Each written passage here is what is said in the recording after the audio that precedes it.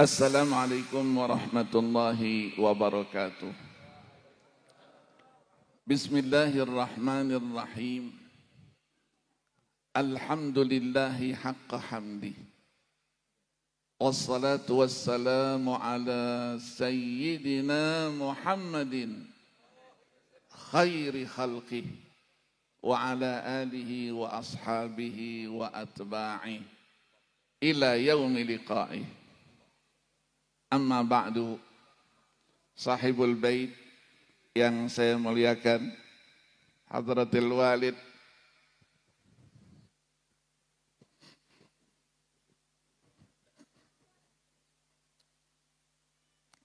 para habaib yang saya cintai, para kiai yang saya banggakan, pejabat yang saya hormati, para undangan sekalian yang tidak saya sebutkan satu persatu, bapak-bapak dan ibu-ibu sekalian yang berbahagia. Alhamdulillah, malam hari ini berkat rahmat Allah subhanahu wa ta'ala, taufik, hidayah dan inayahnya, kita semua berkumpul bersilaturrahim dalam rangka haul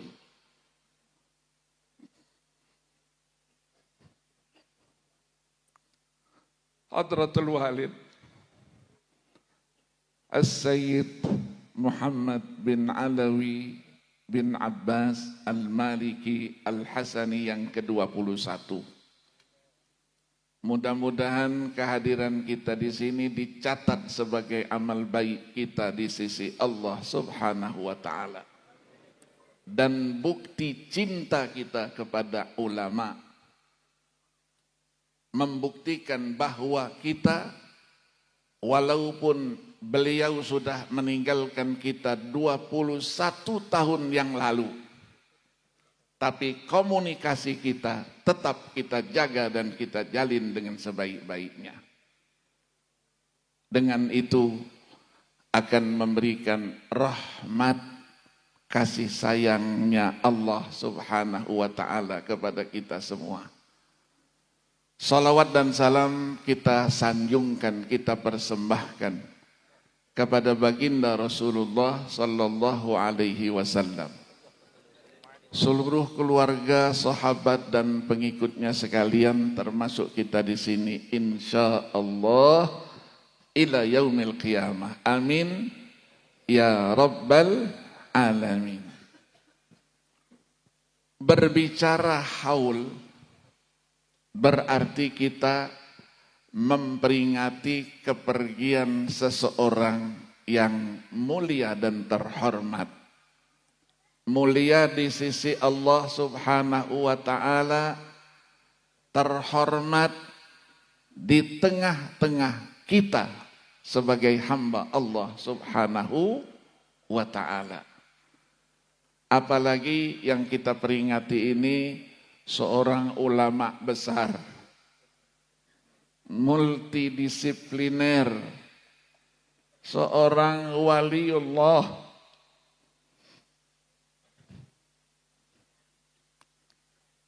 yang kasaf. Itulah Abu ya Sayyid Muhammad bin Alawi bin Abbas Al-Maliki Al-Hasani yang sudah meninggalkan kita 21 tahun yang lalu. Tapi kita berkumpul di sini dalam rangka membuktikan bahwa kita semua masih ada hubungan walaupun beliau sudah pindah ke alam barzakh. Beliau seorang ulama besar. Di sini berkumpul semua muridnya. Dan saya kebetulan 12 tahun ngaji, ngikuti majelisnya, dan sama Pak Yai sama. Luar biasa. Beliau murabbi, pendidik yang luar biasa. Saya rasakan itu, dan beliau memberikan ilmunya kepada murid-muridnya, tidak ada yang disimpan.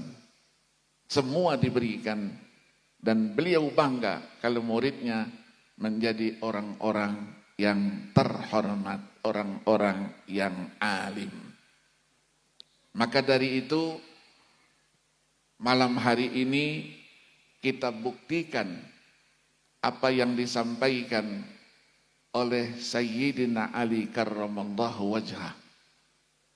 Ketika ditanya apa maksud tafsir dari firman Allah Subhanahu wa ta'ala ayat 20 dari surah Fatir.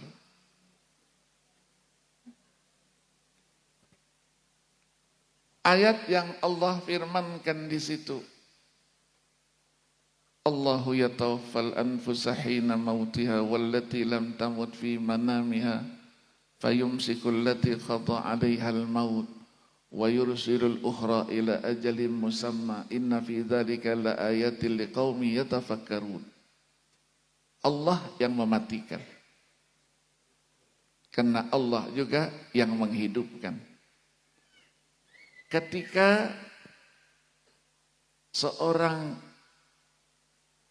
nyawanya dikehendaki oleh Allah mati.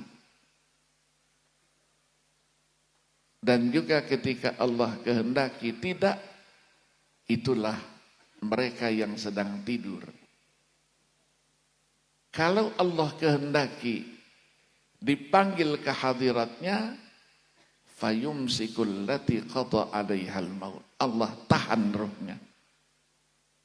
Tapi kalau Allah kehendaki yang tidur tadi itu terbangun, wa yursilul ukhra ila ajalim musamma, dikirimkan ruhnya sampai batas waktu tertentu. Inna fi dzalika laayatil liqaumi yatafakkaru. Sesungguhnya pada yang demikian itu adalah pertanda kebesaran dan keagungan Allah bagi kaum yang berpikir.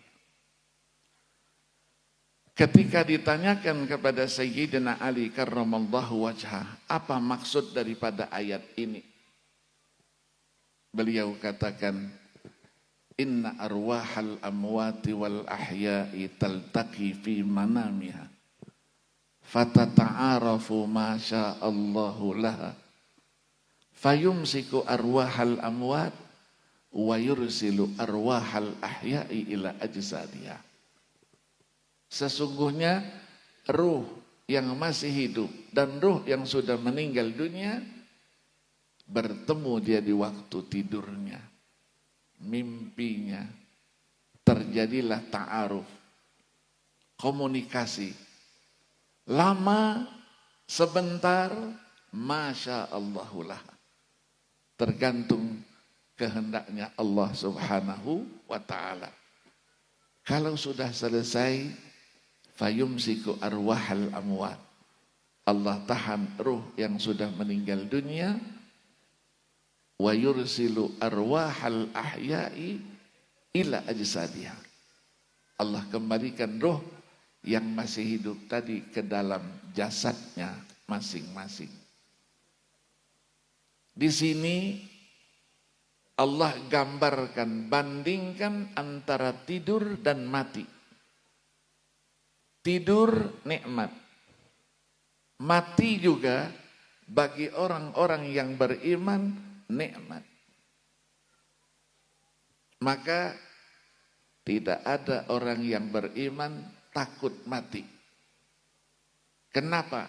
Karena mati mempercepat pertemuannya dengan Allah subhanahu wa ta'ala sebagai penciptanya dan mempercepat pertemuannya dengan kekasihnya, junjungan Nabi besar Muhammad sallallahu alaihi wasallam.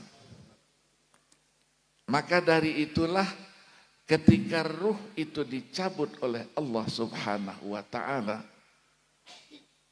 Allah perlihatkan kemana ruh itu pergi. Dalam hadis riwayat Imam Muslim, innar ruha idza qubida tabi'ahul basar. Ruh ketika dicabut nyawanya, mata yang dicabut nyawanya mengikuti kepergian ruh itu.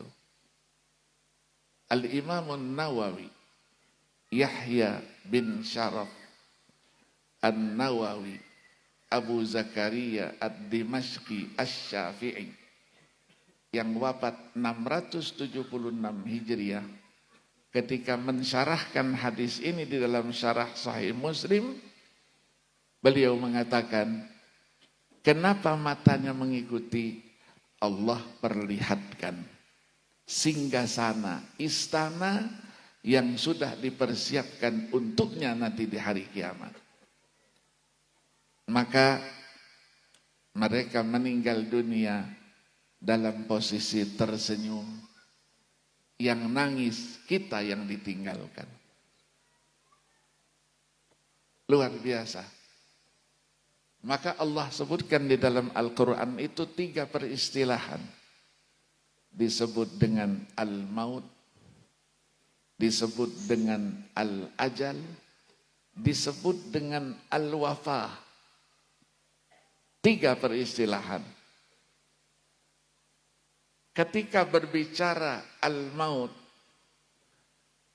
kematian sampai sekarang, ma hiya haqiqatul maut, tidak ada yang tahu.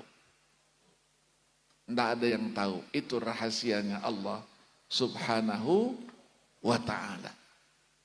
Ilmunya Allah subhanahu wa ta'ala. Tapi ketika Allah berikan ilmunya itu kepada hamba-hambanya yang dicintainya, para aulia salihin, maka mereka mendapatkan ilmu itu ketika disampaikan kepada kita, kitanya yang tidak mengerti dan tidak paham dengan isyarat-isyarat kepergiannya.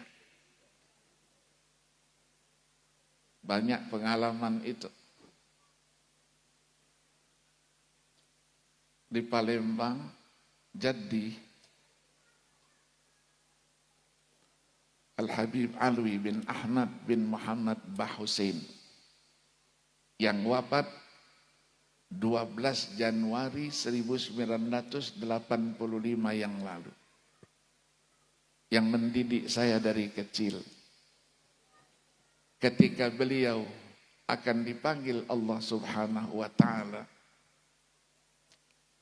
Walid, ayah saya Habib Husain bin Aqil bin Ahmad Al-Munawwar, duduk di sampingnya pada hari Jumat. Terus beliau bercerita, memberi isyarat kepada Walid. Katanya, ya Husain, nanti hari Selasa jam 12 siang, rumah ini banyak tamu yang datang. Walid, seorang ulama juga, terus menangkap, itulah waktunya beliau akan meninggalkan kita semua. Hari Selasa jam 10, Walid sudah duduk di sampingnya. Pas jam 12 siang. Tidak lebih 1 menit, tidak kurang dari 1 menit, beliau langsung syahadat. Asyhadu an la ilaha illallah wa asyhadu anna Muhammadar Rasulullah. Sedakap tangannya, senyum. Itulah kematian. Di Mekah juga pernah terjadi. Allah yarham Kiai Muhammad Sirat Abdullah Umar yang tinggal di Misfalah. Mungkin ingat tuh ayat. Dari Trenggalek.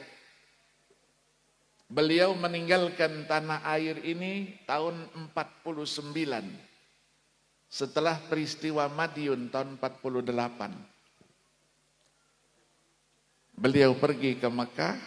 Di Mekah menuntut ilmu, menjadi seorang ulama, berjuang bersama-sama dengan Syekh Muhammad Yasin bin Muhammad Isa Al-Fadani, mengajar di Madrasah Darul Ulum yang dibangun tahun 33 oleh Al-Habib Muhsin Al-Musawa.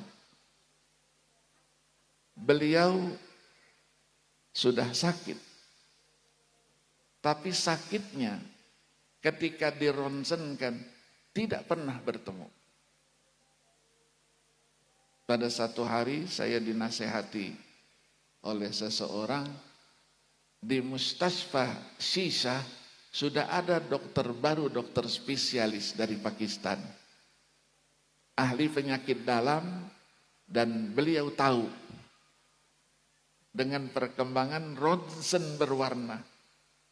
Dikasih tahu bahwa orang tua ini ke Jeddah di rumah sakit Angkatan Bersenjata Mustashfa Al-Harasul Watani, yang waktu itu jenderalnya adalah Al-Amir Abdullah bin Abdul Aziz.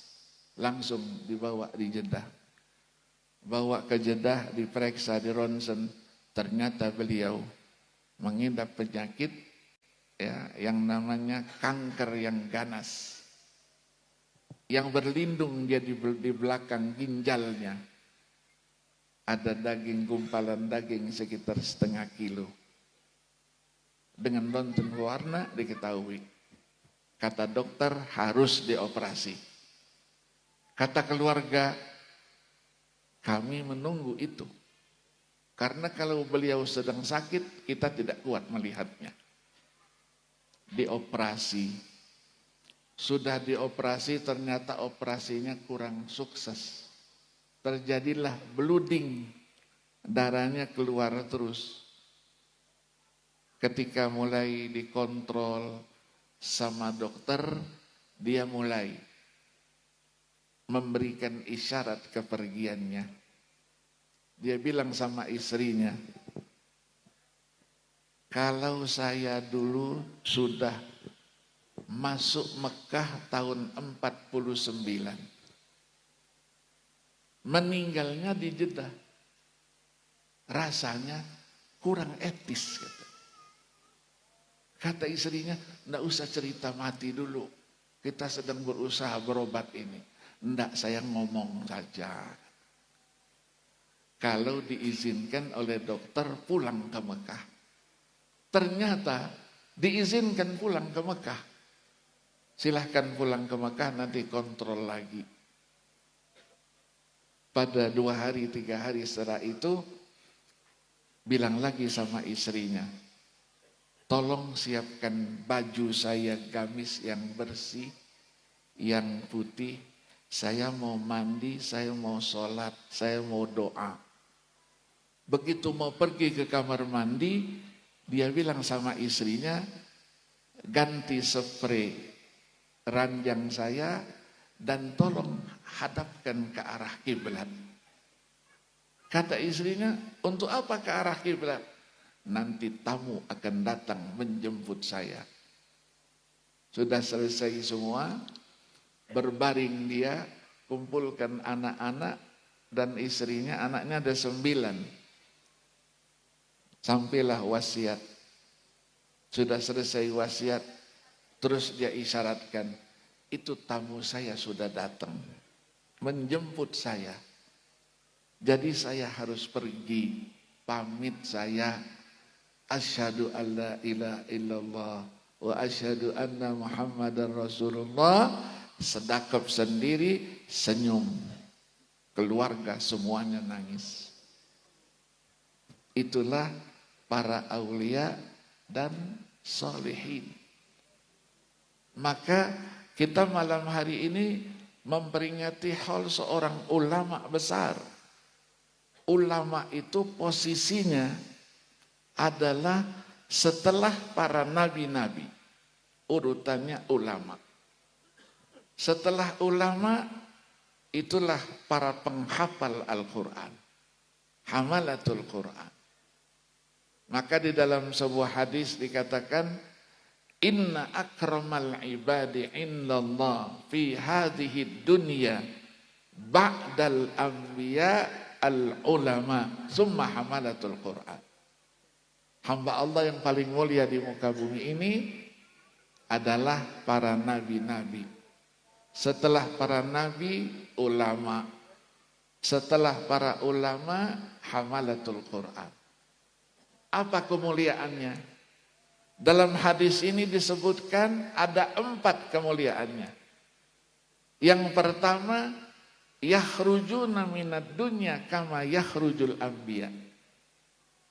Mereka keluar meninggalkan dunia ini seperti para nabi-nabi meninggalkan dunia.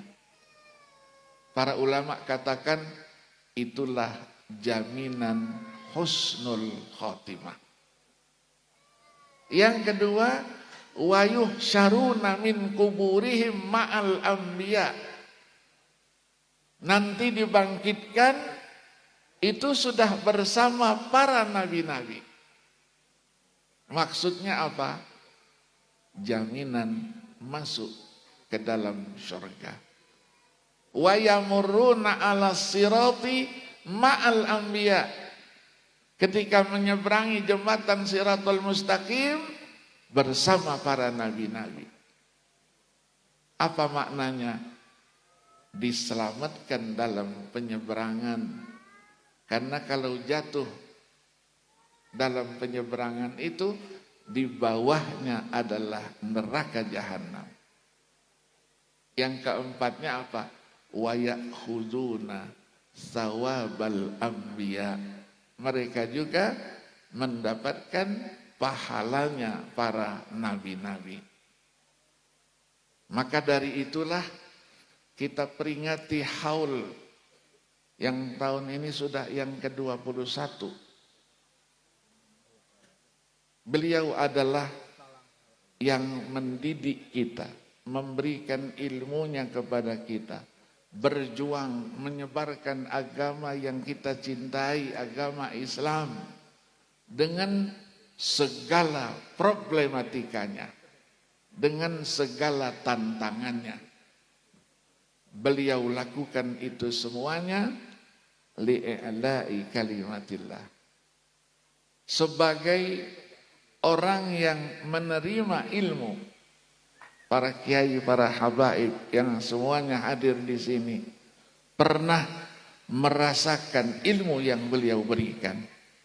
Berarti antara kita dengan beliau terjalin hubungan keilmuan. Beliau pindah di sana, kita masih di sini. Nanti kita akan menyusul juga ke sana, tapi komunikasi tidak boleh kita putuskan. Komunikasi harus kita jalin. Maka dari itu tahaddus bin ni'mah, saya ceritakan sama Pak Yai. Sejak beliau meninggal dunia, saya sudah di Indonesia 2006 sampai sekarang, alhamdulillah komunikasi saya masih tetap terjamin.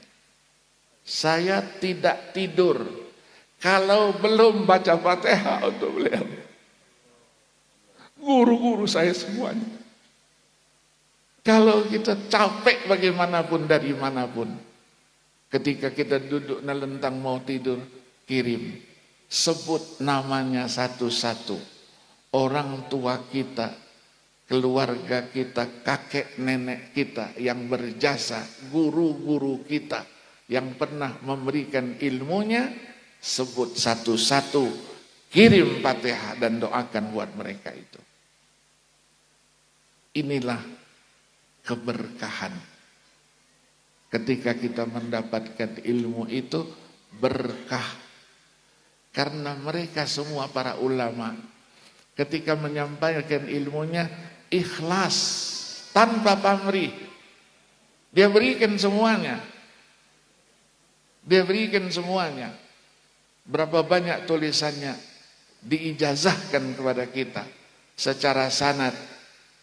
Arwi hadzal kitab an syaikhi, baca Sahih Bukhari disebutkan sanadnya, Sahih Muslim disebutkan sanadnya, fi jami'il ulum, Al-Quran juga ya diberikan sanadnya kepada kita. Maka banyak yang bertanya dulu, Abuya ini hafal Quran enggak? Beliau enggak pernah ngaku. Enggak pernah ngaku, dia tahu aja. Akhirnya kita temukan beliau itu umur 10 tahun sudah hafal Al-Quran 30 juz.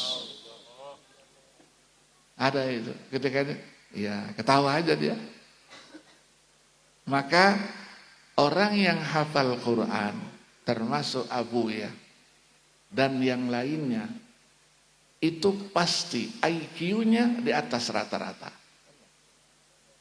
Hafalannya di atas rata-rata. Buku yang banyak-banyak itu di luar kepala. Yang dibaca nyangkut, yang didengar juga melekat dia.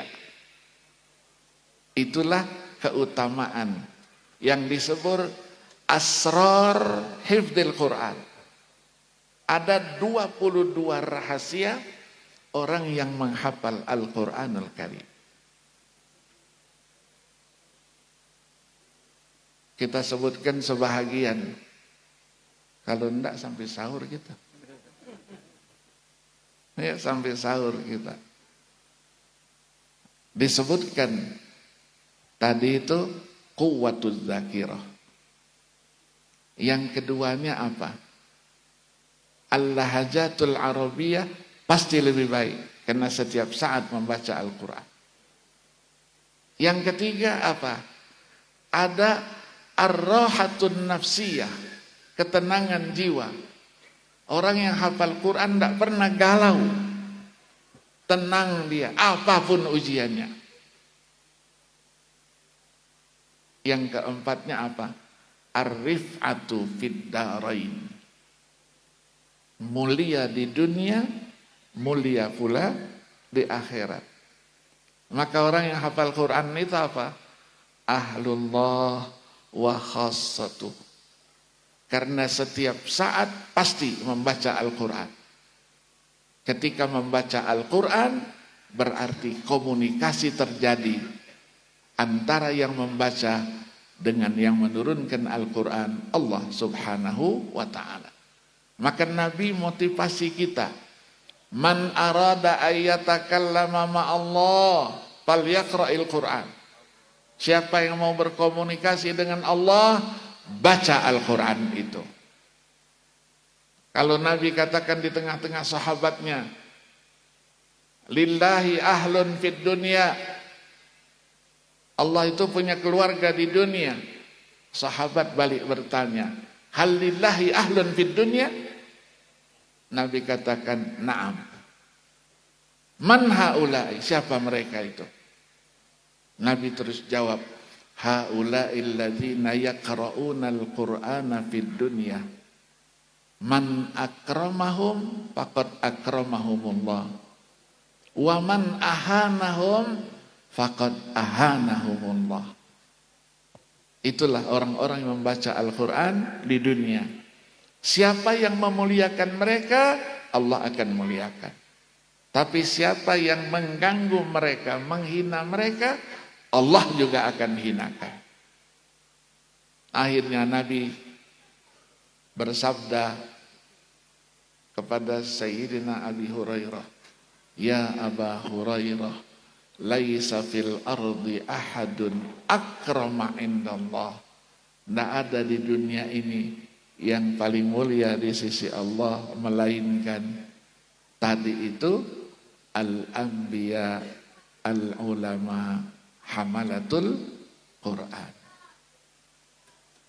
Maka dari itu kehadiran kita di sini dengan satu keyakinan, apa yang kita baca dari tadi, Yasin, zikir, doa, sampai kepada almarhum. Sampai kepada almarhum.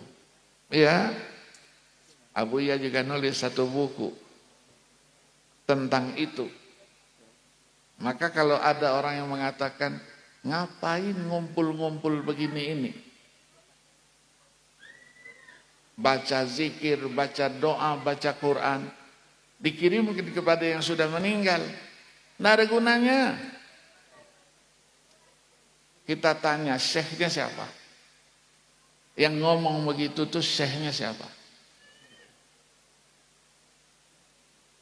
Ada yang nisbahkannya, oh itu menurut Syekhul Islam Ibnu Taimiyah yang meninggal 728 Hijriah. Apa betul begitu? Disinilah perlu kejujuran ilmiah. Padahal Syekhul Islam tidak begitu. Ya, ada buku Al-Muntakhab fis Sunnah, jilid 11 halaman 121 disebutkan dan dinukil. Man za'ama anna amalal hayyi la yanfa'u lil mayyiti fahuwa batilun ijma'an. Siapa yang mengatakan amalan orang yang hidup tidak ada manfaatnya sama sekali kepada orang yang sudah meninggal, itu adalah pemikiran yang batil, yang keliru dan menyalahi ijma'nya para ulama. Wa dzalika min wujuh. Alasannya 21 alasan. Kalau kita sebutkan satu-satu sampai sahur tidak selesai gitu. Maka di sini perlu amanah ilmiah. Maka amanah itu kita lanjutkan perjuangan mereka. Ya, ketika ketemu kita sudah kembali tanah air, pertanyaan para masyaikh itu apa? Apakah sudah diamalkan, disampaikan apa yang didapat dari kami, dari saya, ilmunya, sanad keilmuannya? Itu yang ditanyakan. Ya, termasuk Syekh Muhammad Yasin Isa Al-Fadani. Beliau tahu juga kapan akan meninggal dunia. Tahun 90. 3 tahun saya sekembalinya di tanah air, saya setiap tahun alhamdulillah tahaddus bin ni'mah terus pergi haji dari tahun 76. Tahun 90, 3 tahun saya pulang ke Indonesia, mau ke Madinah, biasa pamit dululah dengan guru. Saya datang ke Utaibiyah, pamit tanggal 14 Zulhijjah, mau ke Madinah. Beliau temui duduk. Begitu duduk, ahlan wa sahlan Sayyid gitu. Ayo baca Quran dulu. Baca Quran saya. Ketika saya baca Quran nangis beliau. Ada apa ini? Terus dia tanya, apakah sanad-sanad keilmuan yang namanya Sabtul Walid itu, Syekh Muhammad Yasin Isa Al-Fadani, sudah disampaikan? Saya jawab, sudah. Alhamdulillah. Terutama saya ngajar di pasca sarjana di mana-mana. Alhamdulillah. Terus dia ngawasin saya terus. Saya tatap juga. Ada apa Syekh? Enggak. Duduk lagi, enggak. Tapi saya lihat kakinya sudah bengkak. Syekh sakit, Syekh. Enggak, kata. Akhirnya 2-3 kali dia natap saya juga tatap dia, keluarlah omongan. Sayyid, ini pertemuan kita yang terakhir. Kita tidak ketemu lagi setelah ini. Jadi, saya apakah tidak ke Madinah nungguin Syekh di sini? Jangan, kamu punya amanah. Amanahnya jalankan. Ternyata itu tanggal 14 karena saya di Madinah itu arba'in, maka saya komunikasikan terus bagaimana keadaan beliau. Tanggal 16-nya kawan akrabnya beliau meninggal dunia, Kiai Dahlan Hasan, Kiai Dahlan Kediri, meninggal. Saya pikir ini ada tanda-tandanya ini, kepergian itu. 26 pagi nyampe di Jakarta, 28 ditelepon dari Mekah bahwa Syekh Muhammad Yasin Isa Al-Fadani dipanggil Allah Subhanahu wa ta'ala. Beliau ini dikenal dengan musnidud dunya. Ya, Abuya muridnya beliau. Ya, muridnya beliau. Dan beliau ada muridnya dari Walid Sayyid Alawi bin Abbas Al-Maliki. Jadi dari keluarga ulama. Jadi tidak boleh putus hubungan dengan orang yang sudah meninggal dunia kalau komunikasinya baik. Sebelum tidur tawassul. Ya Allah, temukan saya. Pertemukan saya dengan siapa? Orang tua saya kangen. Dengan guru saya, si A. Insya Allah, Allah pertemukan. Dengan berbagai cara pertemuan. Nanti kita duduk sama-sama. Beliau lewat sedang duduk. Mengucapkan begini. Dengan senyum, senang. Komunikasinya tetap dijalin dan setiap saat mendapatkan kiriman dari murid-muridnya, keluarganya, dari mana saja mereka berada. Ini yang dapat saya sampaikan. Mudah-mudahan bermanfaat. Dan saya terima kasih, syukur saya bisa bersilaturahim dengan Abuya. Ya, luar biasa. Malam hari ini kita dapat bersilaturahim. Semoga Allah Subhanahu wa taala memberikan taufik, hidayah, ridha dan berkahnya kepada kita semua. Mohon maaf. Wallahul muwaffiq ila aqwamit thariq. Wassalamualaikum warahmatullahi wabarakatuh. Waalaikumsalam warahmatullahi wabarakatuh. Jazakumullah khairan jazaa. Kami